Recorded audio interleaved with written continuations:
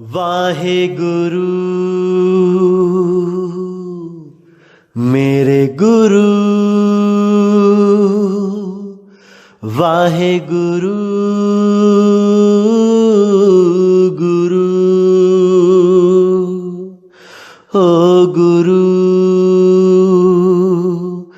मेरे गुरु, वाहेगुरु गुरु। हे गुरु, हे गुरु,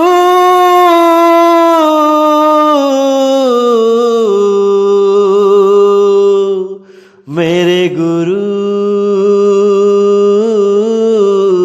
गुरु, हे गुरु, हे गुरु, वाहेगुरु गुरु, वाहेगुरु, वाहे गुरु, हे गुरु, गुरु, हे कबीर मेरे गुरु।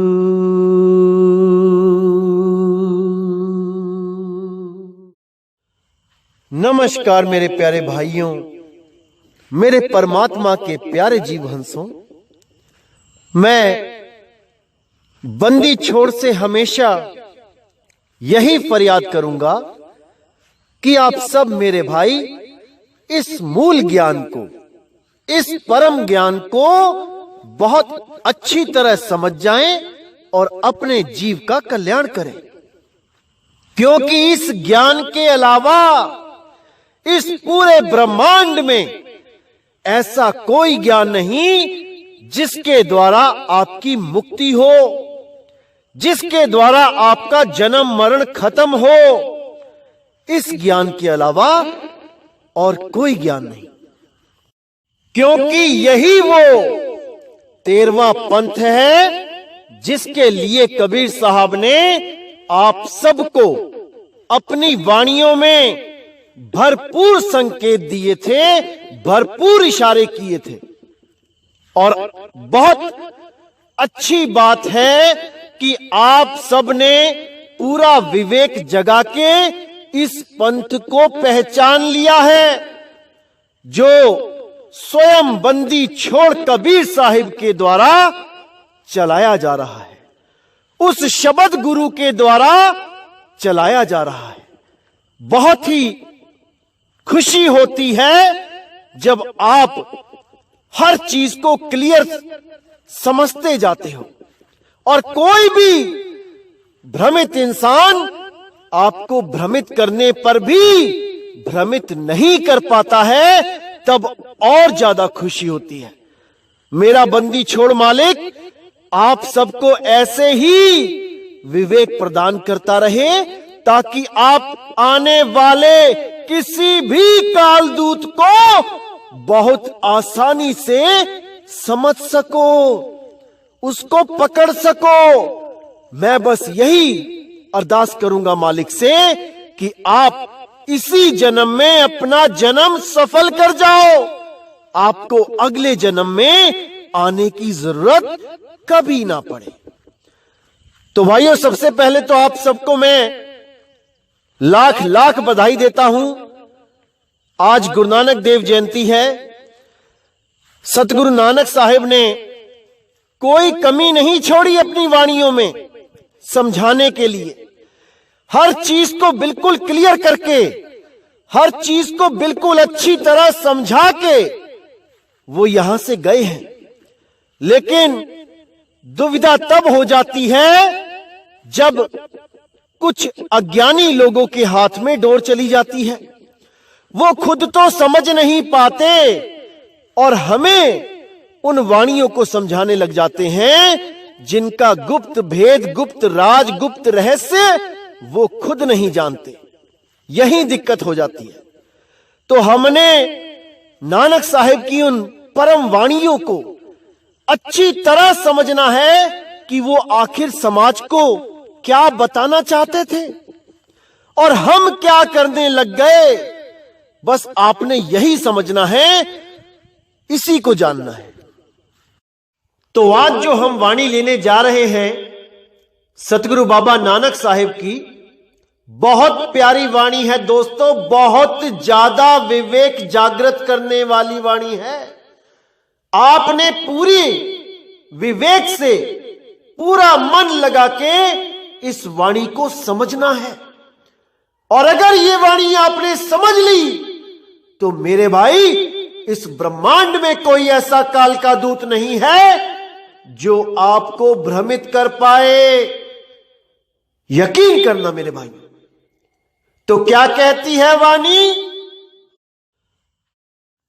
नदर करे ता सिमरिया जाई, आत्म द्रव्य रहे लिवलाई। आत्मा परमात्मा एको करे, अंतर की दुविधा अंतर मरे। तो यहां पे नानक साहब ने बिल्कुल क्लियर कर दिया कि नदर करे ता सिमरिया जाई। अगर वो मालिक हम पे नदर कर दे, वो हम पर दयाल हो जाए, तभी हम उसको सिमर सकते हैं, अन्यथा हम उसकी भक्ति, उसकी पूजा कभी नहीं कर सकते। क्योंकि हम अपने मन से, अपनी बुद्धि से उस तक नहीं पहुंच सकते। हम अपने मन और बुद्धि के द्वारा ज्यादा से ज्यादा क्या कर सकते हैं? ज्यादा से ज्यादा उसका 52 अक्षरी नाम जप सकते हैं, जो हम ही इंसानों ने अपनी अपनी भाषाओं के द्वारा बनाए हैं। हिंदुओं ने उस परमात्मा को राम राम करके, हरे कृष्ण हरे राम करके, ओम नमः भगवते वासुदेवाय करके, और पता नहीं कितने 52 अक्षरों के द्वारा बनाए गए मंत्रों के द्वारा जप जप के प्राप्त करने की कोशिश करी, लेकिन नहीं कर पाए। सिख भाइयों ने उस परमात्मा को वाहे गुरु करके प्राप्त करने की कोशिश करी, लेकिन वो भी 52 अक्षरों में उलझ गए। ईसाइयों ने उसको अलग अलग प्रेयर के द्वारा, 52 अक्षरों की प्रेयर के द्वारा प्राप्त करने की कोशिश करी, लेकिन वो भी 52 अक्षरों से न्यारे ना हो पाए। मुसलमान भाइयों ने उसको कलमा पढ़ पढ़ के प्राप्त करने की कोशिश करी, लेकिन 52 अक्षरों में उलझ के रह गए। अरे वो परमपिता परमात्मा 52 से परे है, उसका नाम 52 अक्षरों से परे है। इसीलिए गुरु ग्रंथ साहब में बोला गया, 52 आखर जोरे आन, सकिया न आखर एक पहचान। उस एक अक्षर को कोई नहीं पहचान पाया जिसके द्वारा परमपिता परमात्मा की, उस पार ब्रह्म परमात्मा की प्राप्ति होगी, कोई नहीं जान पाया। इसीलिए कबीर साहब को बोलना पड़ा, 52 आखर लोकत्रय, सब कुछ ही नहीं माही, ये आखर खिर जाएंगे। अरे वो आखर इनमें नहीं, वो आखर इनमें नहीं। तो बिल्कुल क्लियर कर दिया साहिब ने कि 52 अक्षरों का तो कोई रोल ही नहीं है उस परमात्मा को पाने में। 52 अक्षरों का रोल केवल दुनियावी बातें करने में, दुनिया चलाने में और परमात्मा का ज्ञान समझने तक सीमित है।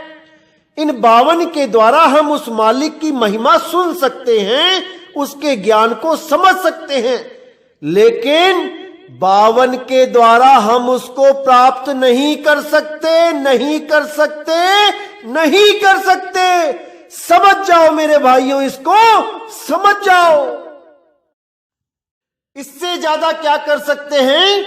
अपने बनाए हुए मंदिर, मस्जिद, गुरुद्वारों में जाके उनकी मूर्तियां बना के, फोटो प्रिंट करा के, तस्वीरें लगा के उन पर माला, उन पे फूल चढ़ा सकते हैं। इससे ज्यादा हम कुछ नहीं कर सकते। या और भी ज्यादा आगे जाओगे तो केवल अपने शरीर में ध्यान कर सकते हैं। कोई नाभि चक्र में ध्यान करके सोहंग का जाप करने लगा, कोई कंठ चक्र में ध्यान लगाने लगा, कोई आज्ञा चक्र में ध्यान लगाने लगा, कोई नाक का अगला भाग जो नाक की कुमली होती है वहां पे ध्यान लगाने लगा, कोई गुदा चक्र में ध्यान लगाने लगा। सब के सब इन्हीं शरीरों के अंदर ध्यान लगाने लगे। इससे ज्यादा कोई कुछ ना कर पाया। इंगला पिंगला सुषमना के ही जाल में सब फंस गए। कोई भी इस जाल से बच नहीं पाया, चाहे वो किसी धर्म का, किसी मजहब का क्यों ना हो। सब के सब इंगला पिंगला सुषमना में, आज्ञा चक्कर में, तीसरे तिल में ही ध्यान लगाने लगे।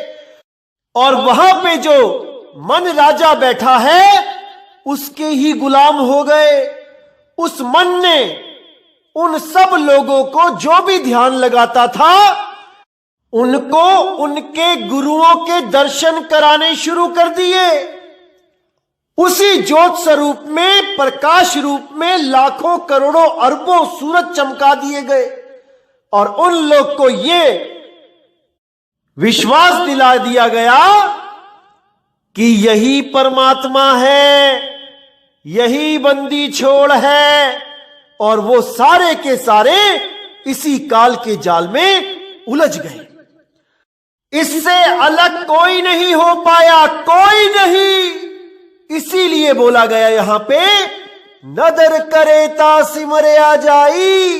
अगर वो नदर करे केवल तभी उस मालिक को सिमरण कर सकते हैं, अन्यथा नहीं। तो आगे कहते हैं, आत्मा द्रव्य रहे लिवलाई, कि जिस पर उसकी दया हो जाती है वो आत्म द्रव्य, यानी कि वो आत्म स्वरूप में उसकी लिव लग जाती है। उस आत्म स्वरूप में उसकी सूरत समा जाती है और वो सूरत आत्मा की तरह अडोल हो जाती है। जब वो सूरत आत्मा में समा जाती है तब आत्मा और परमात्मा एक स्वरूप हो जाते हैं। उनमें कोई भेद नहीं रहता, कोई अंतर नहीं रहता। लेकिन बिना भेदी सतगुरु के ये अवस्था प्राप्त नहीं हो सकती।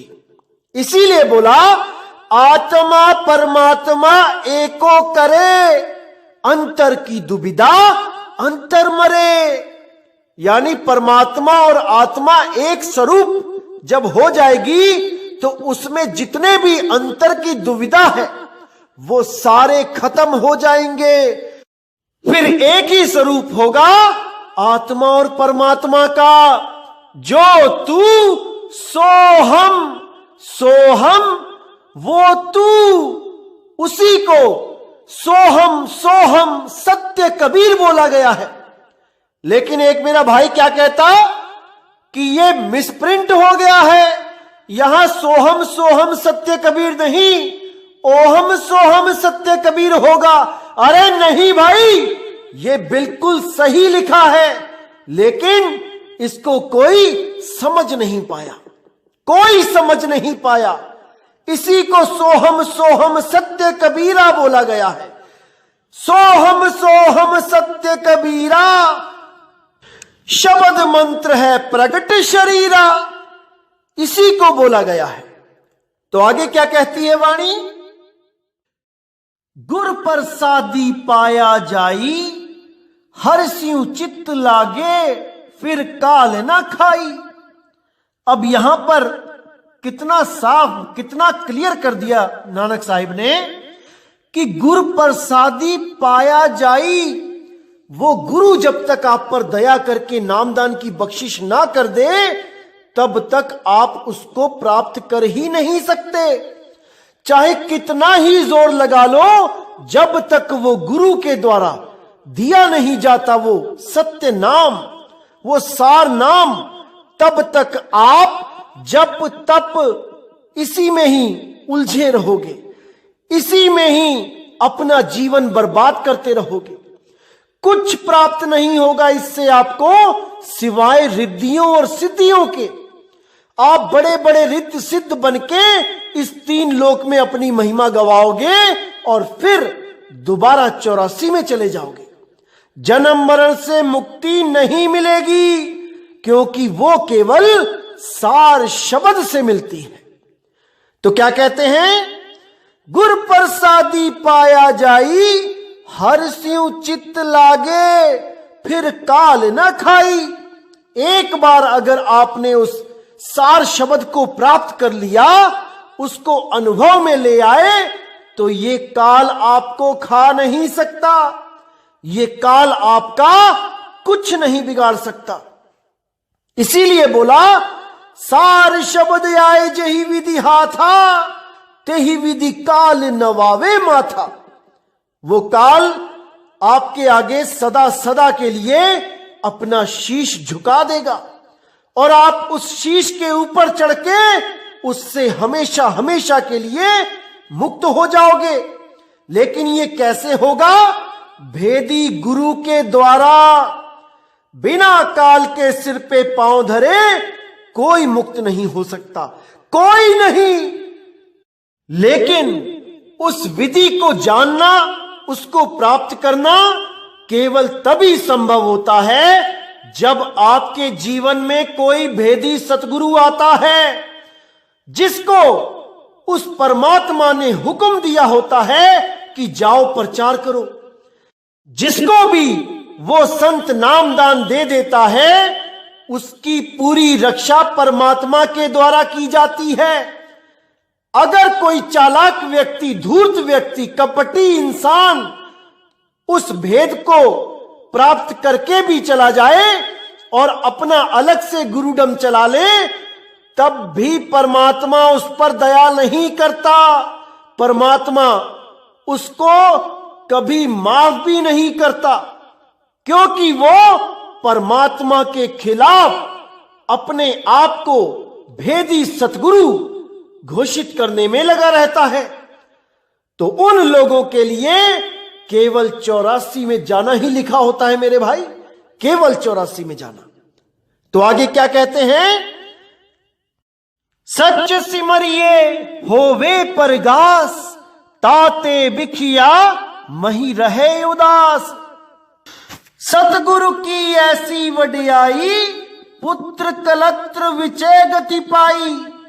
देखिए कितना क्लियर कर दिया यहां पे नानक साहिब ने कि सच सिमरिए होए परगास, कि जैसे ही आप उस सत्य नाम, उस सार नाम का सिमरन सतगुरु के द्वारा प्राप्त करके जब भक्ति स्टार्ट करते हो, तो आपके जीवन में ऐसा प्रकाश होता है जिससे माया नाम की चीज से आप परे हो जाते हो। जो भी मन और माया के द्वारा यहां विस्तार किया गया है, वो आपको समझ में आने लग जाता है और आप उस मन माया से अलग हो जाते हो। सच सिमरिए होवे परगास, ताते बिखिया मही रहे उदास।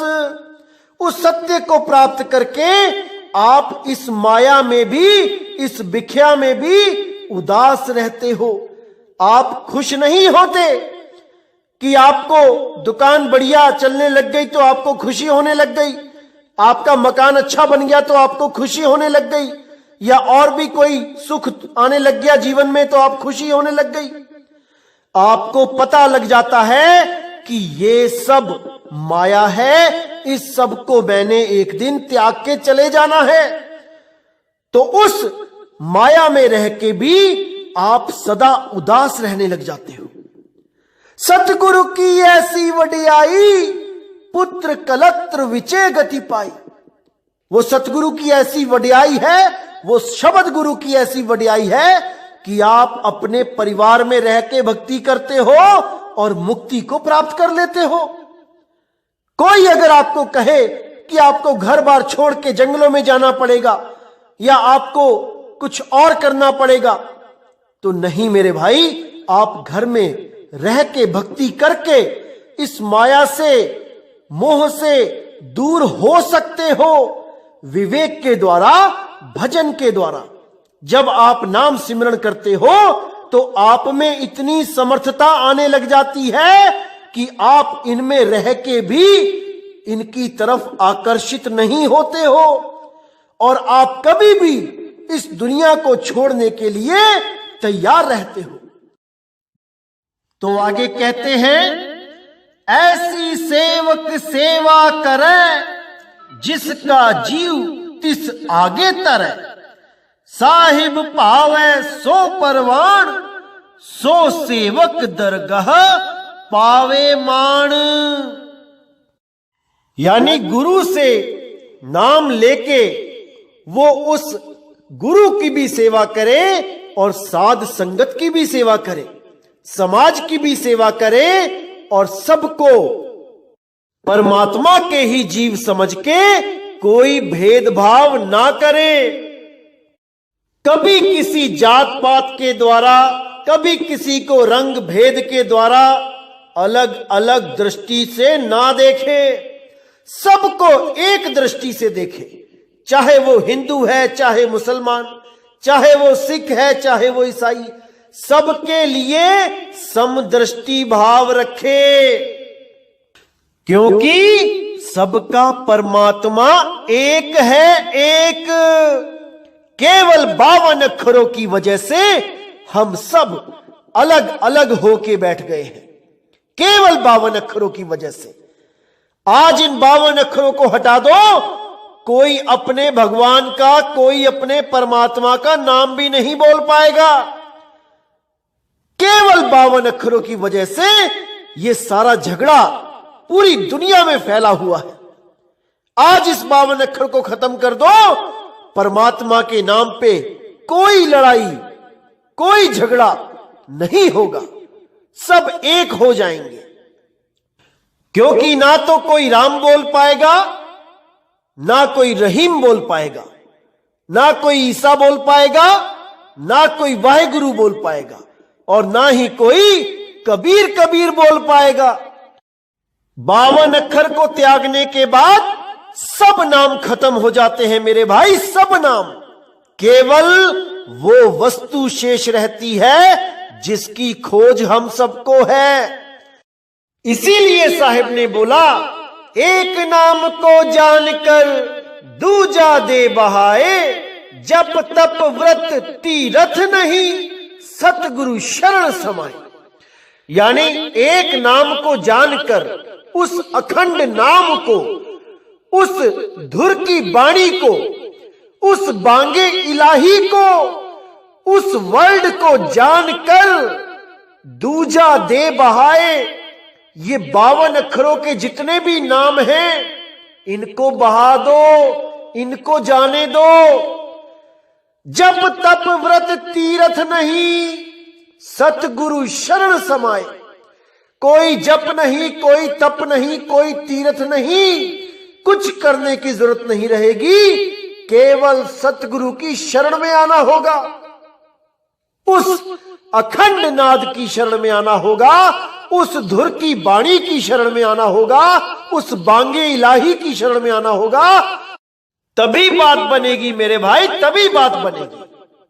जब तक ये 52 का डोरा नहीं टूटेगा, इस दुनिया में आना जाना चलता ही रहेगा। इसीलिए साहिब ने बोला, जब 52 का टूटे डोरा, सहजे छूटे काल झकोरा, फिर नहीं आए फिर नहीं जाए, उस सार शब्द में रहे समाए।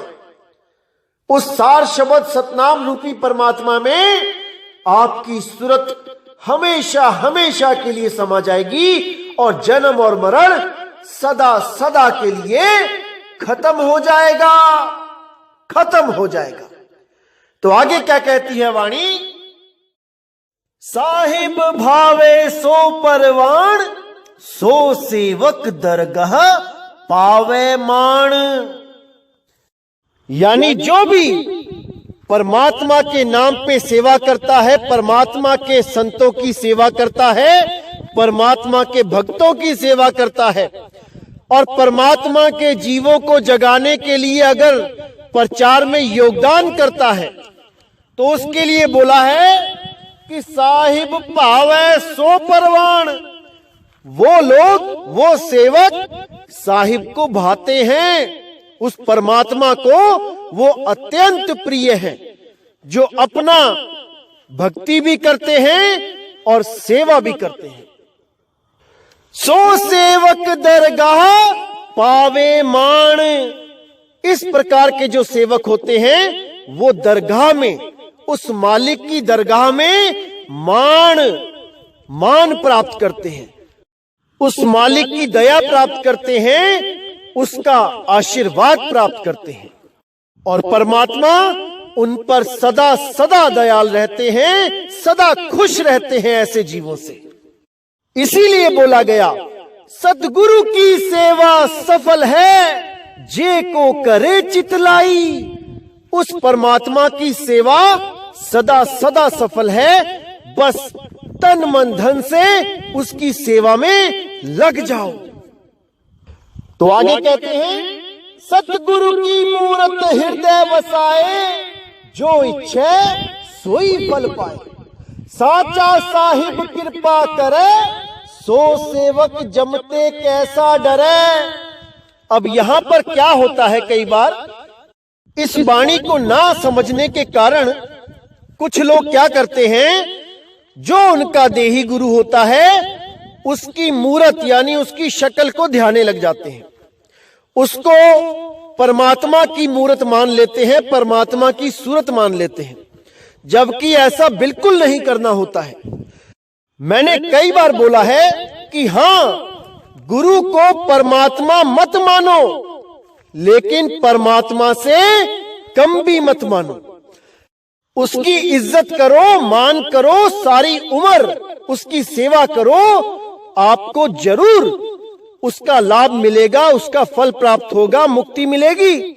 लेकिन एक मनुष्य को परमात्मा नहीं मानना है, परमात्मा की सूरत नहीं है मनुष्य जैसी। इसीलिए गुरबाणी में बोला गया था अविनाशी प्रभवन महिरात, मानक की तू प्रीति त्याग। इस गलत फहमी में कोई ना रहे कि वो परमात्मा मनुष्य जैसा है, कदापि नहीं। वो परमात्मा बेअंत है, बेअंत, जिसका कोई ना तो आद है और ना ही अंत है। वो एक शब्द धुन है, शब्द नाद है, उसी को अनुभव करना ही परमात्मा से साक्षात्कार करना कहलाता है। वो अनंत है, उसी के लिए बोला गया धुर की वाणी आई, जिन सगली चिंत मिटाई। वो धुर की वाणी, उसी को बांगे इलाही बोला गया है।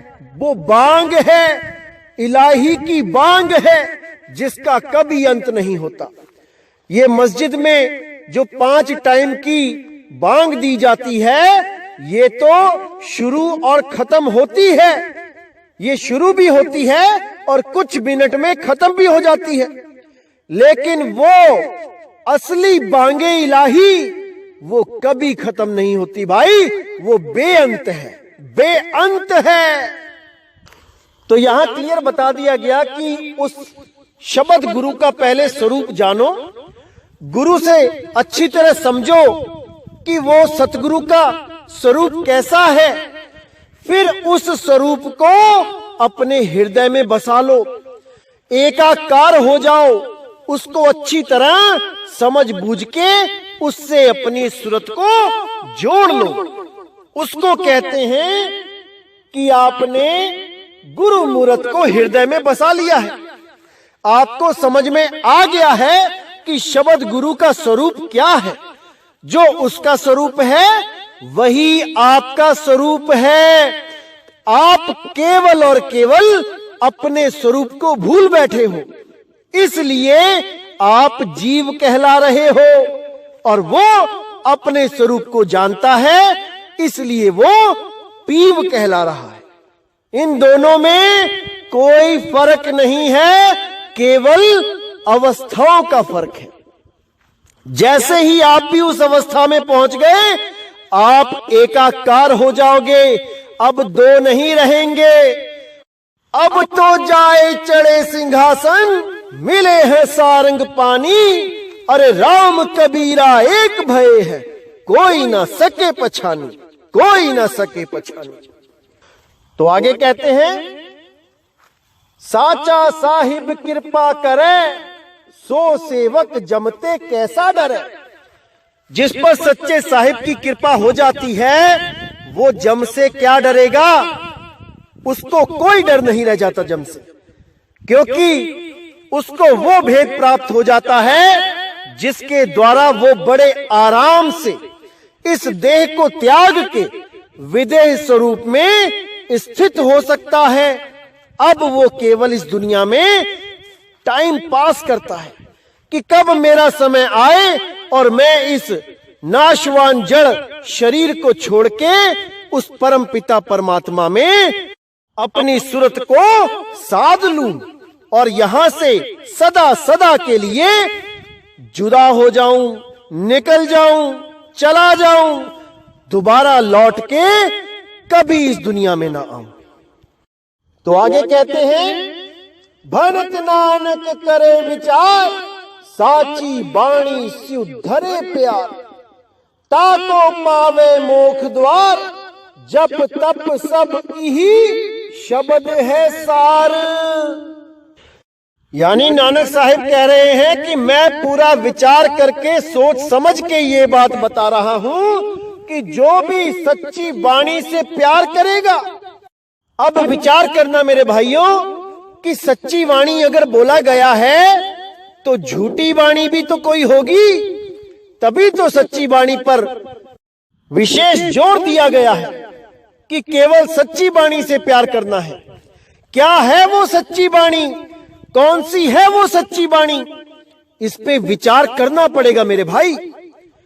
नानक साहिब ने कहा है, जे तू पढ़या पंडित बिन दो आखर दो नामा, प्रणवत नानक एक लंगाए, जे कर सच समावा।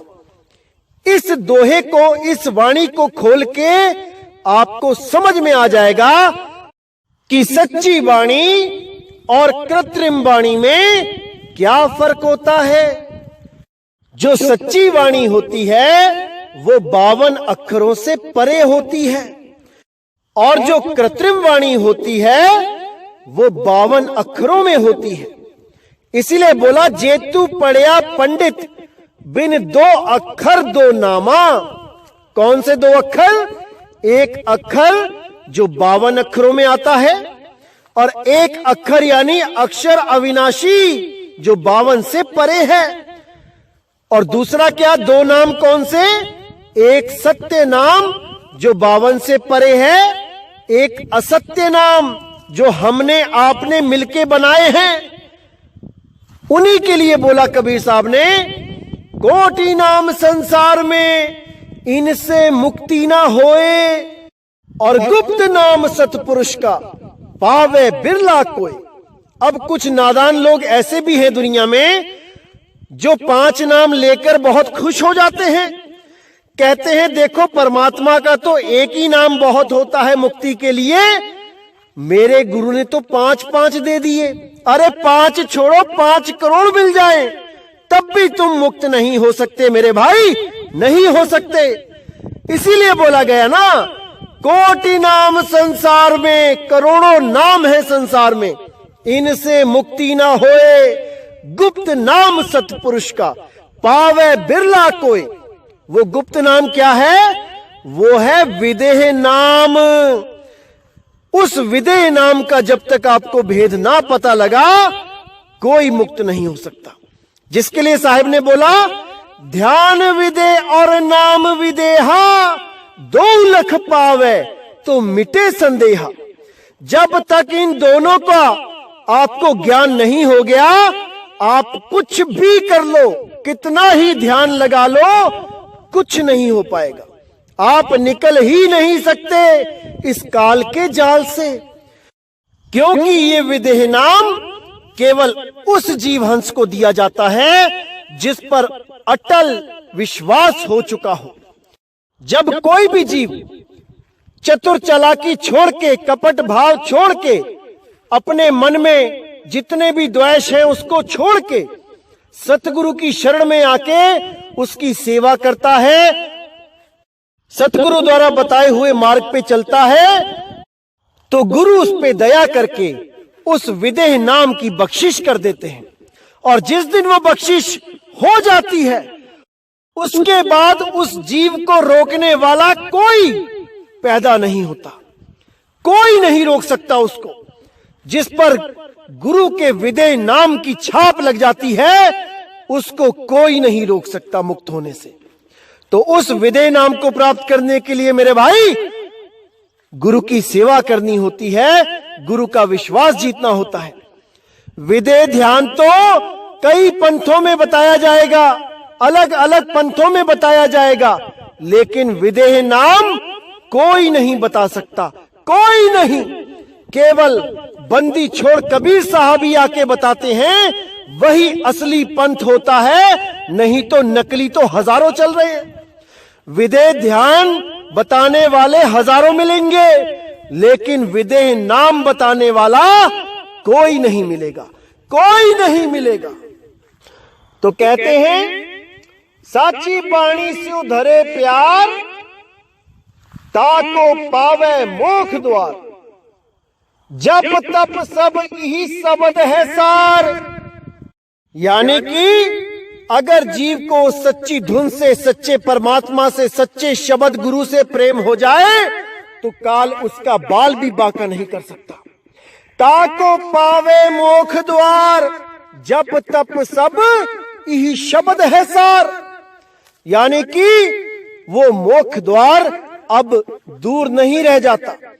उस मोक्ष द्वार यानी मुक्ति के दरवाजे का भेद बता दिया जाता है, और उस द्वार पे जो अखंड नाद है उसका भेद बता के जीव को सदा सदा के लिए मुक्त कर देता है बंदी छोड़। और सार शब्द के अलावा जितना भी ये जप तप व्रत तीर्थ पूजा कुछ भी है, वो कुछ करने की जरूरत नहीं रह जाती, क्योंकि साफ बोल दिया, जप तप सब यही शब्द है सार। यानी जितने भी जप हैं, जितने भी तप हैं, जितनी भी पूजाएं हैं, ये सब सार शब्द में ही आ जाती हैं। अलग से कुछ करने की जरूरत नहीं रहती मेरे भाई, नहीं रहती। इसी के लिए बोला गया है गीता में अध्याय 3 का श्लोक नंबर 17 और 18 में, कि जो भी इंसान, जो भी जीव सतगुरु से नाम लेके आत्म ज्ञान को प्राप्त करने के लिए तत्पर हो जाता है, उसके ऊपर कोई भी नियम लागू नहीं होता कि वो मंदिर जाके पूजा करे, कि वो आरतियां बनाता फिरे, कि वो मंत्रों का जाप करता रहे, कि वो तपस्या करने जाए, कि वो तीर्थ व्रत पूजा करे। कुछ भी लागू नहीं होता आत्मज्ञानी के लिए। आत्मज्ञानी इन सब बंधनों से मुक्त हो जाता है, सदा सदा के लिए मुक्त हो जाता है मेरे भाई, क्योंकि उसको भेदी गुरु के द्वारा सार शब्द का ज्ञान हो जाता है। इसी को मुक्ति कहते हैं मेरे भाई, इसी को मुक्ति कहते हैं। तो जो लोग सतगुरु से भेद प्राप्त करके भक्ति करके उस अवस्था को प्राप्त होते हैं, उनका आत्मा परमात्मा का मिलन हो जाता है, और ये काल से सदा सदा के लिए छुटकारा हो जाता है मेरे भाई, सदा सदा के लिए छुटकारा मिल जाता है। तो यहां मैं विराम देता हूं सत्संग पे, और आप लोगों को मैं बताना चाहूंगा कि बहुत जल्द दुबई में हमारा सत्संग होगा बंदी छोड़ की कृपा से, और आप सब मेरे गुरु भाइयों की योगदान से, जो आपने इस प्रचार प्रसार में सेवा करी है, मालिक जरूर आपको मुक्ति देगा। बिल्कुल चिंता नहीं करनी है, बस आपने वही करना है जो गुरु जी ने आपको विधि बताई है और जो नाम दिया है उसका सिमरण करना है। बाकी सब उस मालिक पे छोड़ दो। वो दयाल है, वो किसी को भी गर्भ में नहीं आने देगा। अगर आप मर्यादा में रह के और बताई हुई विधि के द्वारा सिमरण करते हो तो मेरे भाई 101% है कि आप दोबारा इस जन्म मरण में नहीं आओगे। लेकिन आपको पूर्ण विश्वास रखना पड़ेगा। शर्त केवल यही होती है, क्योंकि साहिब भी कहते हैं, कहे कबीर सुनो भाई साधो, मैं तो हूं विश्वास में। आपको परमात्मा पे विश्वास है और आपके पास सही नाम है तो मेरे भाई कोई नहीं रोक सकता आपको। जहां आशा तहां वासा हुई और वाह को रोक सके ना कोई नहीं रोक पाएगा। तो मैं दुबई में रहने वाले अपने परमात्मा के प्यारे जीवहंसों से कहना चाहूंगा कि जो भी सत्संग अटेंड करना चाहते हैं वो मुझे मेल कर सकते हैं, मुझे फोन पे मैसेज कर सकते हैं। आपको वहां का लोकेशन सेंड कर दिया जाएगा, एड्रेस बता दिया जाएगा और आप सत्संग में आ सकते हैं। दुबई के बाद मैं Singapore, Malaysia, Thailand, Laos, Cambodia, Philippines के भाइयों से अर्ज करना चाहूंगा कि आप लोग भी मुझे संपर्क कर सकते हैं। और जैसे ही वहां 2020 में सत्संग स्टार्ट होंगे तो आप बड़े शौक से, बड़े प्रेम से सत्संग को अटेंड कर सकते हैं और जन्म मरण से मुक्ति का रास्ता जान सकते हैं।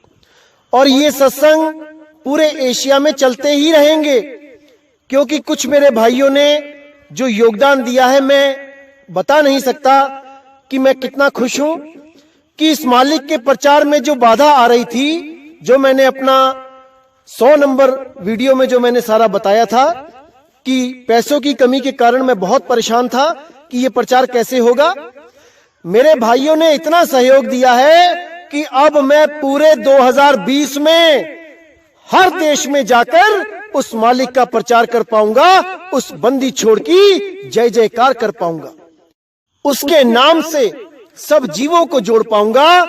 मैं बहुत खुश हूं, आप सोच भी नहीं सकते। और बताना चाहूंगा मेरे भाइयों कि जो लोग जिन्होंने हमारे गुरुजी से नाम लिया है, ये केवल गुरु भाइयों के लिए मैसेज है। अगर वो भी सहयोग करना चाहते हैं इंटरनेशनल प्रचार सेवा में तो वो मुझसे संपर्क कर सकते हैं, मेरे नंबर पे फोन करके मुझसे बात कर सकते हैं। क्योंकि मेरे भाइयों, ये जितना भी हम पैसा कमाते हैं ये हम अपने और अपने परिवार के लिए कमाते हैं। ये तो सभी कर रहे हैं, ऐसा कोई भी नहीं है जो ये काम नहीं कर रहा है। लेकिन अगर हम परमात्मा के जीवों के लिए उस नेक कमाई में से कुछ अंश दें, प्रचार में सेवा करें, तो इसका लाभ मेरे भाइयों आप सोच भी नहीं सकते कि आपको क्या मिलेगा।